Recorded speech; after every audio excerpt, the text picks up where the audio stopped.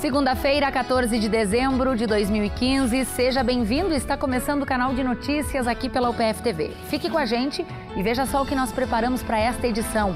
Vamos mostrar como está a fiscalização em Passo Fundo para controlar a proliferação do mosquito Aedes aegypti. Mais de 600 focos do mosquito transmissor da dengue, febre, chikungunya e zika vírus foram encontrados na cidade. Os principais assuntos da política a gente destaca toda segunda no quadro Fatos Políticos, apresentado pela jornalista Zumara Colucci. E ainda, mais de 23 mil atendimentos foram feitos neste ano pelo Núcleo de Educação para o Trânsito da Guarda Municipal de Passo Fundo. Nosso convidado no estúdio para falar sobre o trabalho por um trânsito mais seguro é o agente Emerson Drebs. A rotina de treinos do Karateca Passofundense, que é vice-campeão pan-americano em Karatê Dai do Jucu. Ele se prepara agora para o Mundial 2016. E ainda casca em clima natalino com música, dança e teatro. A gente mostra como foi a Cantilena de Natale. Continue conosco porque você já viu, né? Aqui encontra mais conteúdo.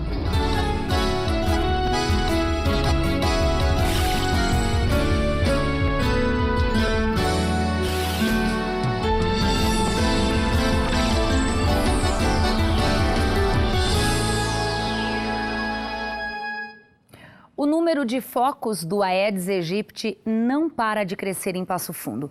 O ano nem terminou e já são mais de 600 focos do mosquito transmissor da dengue, febre, chikungunya e zika vírus.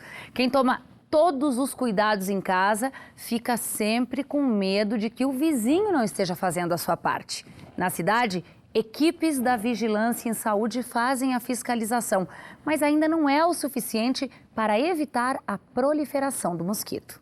30 agentes divididos em 2 equipes volantes vistoriam todos os imóveis da cidade, ou pelo menos tentam. O nosso problema hoje do trabalho da dengue é a recusa do morador em deixar o agente de combate às endemias fiscalizar o imóvel e muitas residências fechadas. Em Passo Fundo é uma questão bem complicada. Tem muitas pessoas que têm um cuidado excelente, que estão colaborando, estão conscientizadas que as doenças que o Aedes aegypti pode transmitir são gravíssimas. E a gente encontra também casos de pessoas que não estão nem aí para a situação. E, infelizmente, esses casos só aumentam. 176 focos de Aedes albopictus, outro transmissor da dengue, também foram registrados ao longo deste ano. Esses números são alarmantes sim, até porque nós temos focos do mosquito em todos os bairros praticamente da cidade.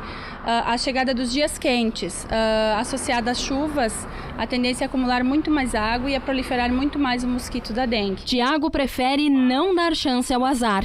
Ele cuida do pátio e da casa justamente para evitar a proliferação dos mosquitos. Os cuidados necessários são com o tratamento da piscina, principalmente, né? A gente procura deixar sempre com o cloro em dia, com os tratamentos da piscina em dia. Quanto às plantas que a gente tem, pratinho sem a água armazenada, né? E os demais cuidados que a gente tem que ter com água parada mesmo. É um exemplo porque ele tem plantas, vasos de plantas, mas ele deixou o pratinho sem nada de água. A grande maioria das plantas não tem prato. Ele fez um tratamento certo na piscina. Isso vai evitar de criar larvas, que a piscina é um recipiente com muita água. Ali pode criar até bilhões de larvas. Mas ele fez um tratamento correto, mantém o pátio limpo, sem lixo, isso está ok. Graças à conscientização e à fiscalização, por enquanto não há nenhuma suspeita de febre chikungunya e do zika vírus no município. Zika vírus e chikungunya, os vetores que transmitem são os mesmos, que é o Aedes aegypti e Aedes albopictus. E assim como a dengue chegou, pode chegar o zika e pode chegar a chikungunya também. Fazer uma boa revisão no pátio, eliminar qualquer quantidade de água, que a gente já encontrou larvas em casquinhas de ovos, tampinhas de garrafas, então é qualquer quantidade de água parada mesmo. Não há punição legal para quem não toma os cuidados necessários, mas a população pode denunciar ou pedir uma visita dos agentes de combate às endemias pelo telefone da Vigilância em Saúde.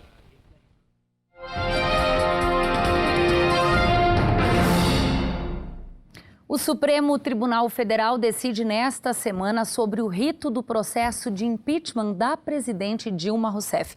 E esse é um dos temas do quadro Fatos Políticos desta semana, apresentado pela jornalista Zulmara Colucci.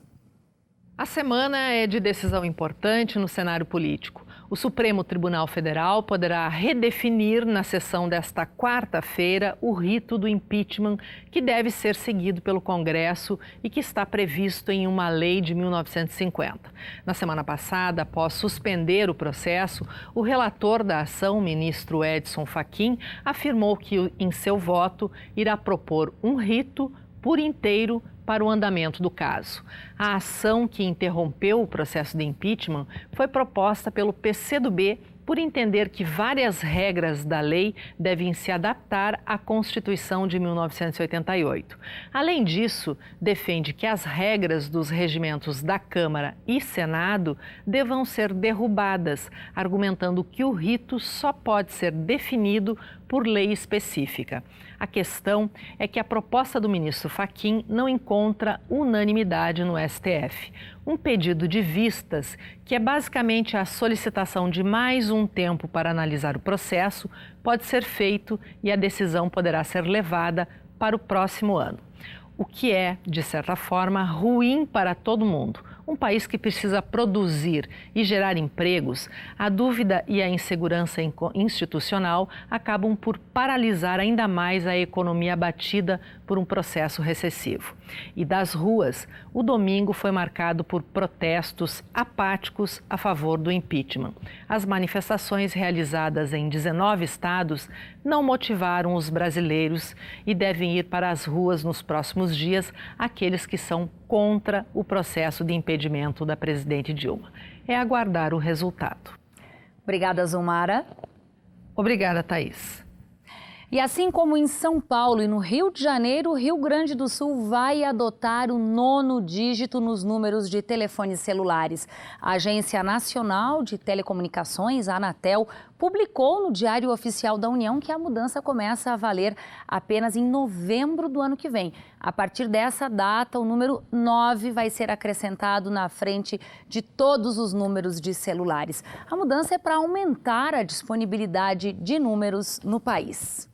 Depois do intervalo, a gente vai falar que mais de 23 mil atendimentos foram feitos neste ano pelo Núcleo de Educação para o Trânsito da Guarda Municipal de Passo Fundo. Quem vai falar sobre este assunto conosco aqui no estúdio é um dos agentes da Guarda, Emerson Drebs. E ainda, Casca entra no clima natalino com música, dança e teatro. A gente mostra como foi a Cantilena de Natale. Já voltamos.